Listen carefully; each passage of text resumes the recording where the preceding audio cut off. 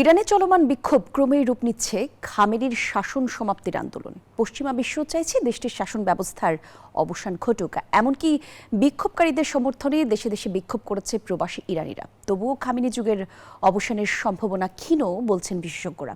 তারা বলছেন, ইরানের মতো শক্তিশালী শাসন ব্যবস্থার পতন সহসাই সম্ভব নয়।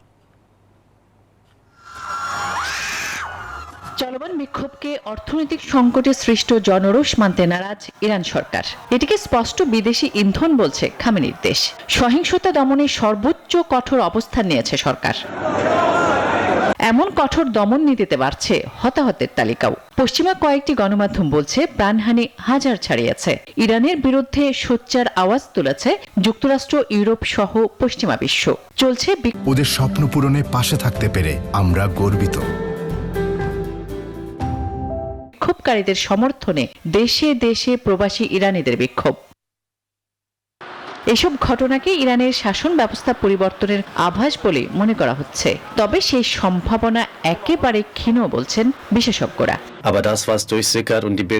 ইরানের রেভলিউশনারি গার্ডস এবং অন্যান্য নিরাপত্তা বাহিনী অত্যন্ত শক্তিশালী এবং তারা সর্বোচ্চ নেতার প্রতি অনুগত।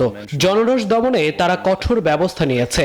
আর প্রবাসে থাকা ইরানিরা শাহ শাসনামলে ফিরে যাওয়ার কথা বললেও দেশের অভ্যন্তরে রাজতন্ত্র পুনঃপ্রতিষ্ঠার দাবির পক্ষে জনসমর্থন নগণ্য। তারা মনে করছেন তীব্র বিক্ষোভের মাধ্যমেই ইরানের মতো শক্তিশালী শাসন কাঠামোর দ্রুত পতন সম্ভব নয়। সাম্প্রতিক বছরগুলোতে মাইশা আমিনির ইস্যুতে এর চেয়েও বড় বিক্ষোভ দমনের ইতিহাস রয়েছে ইরানের। আসমা তুলি, নিউজ 24।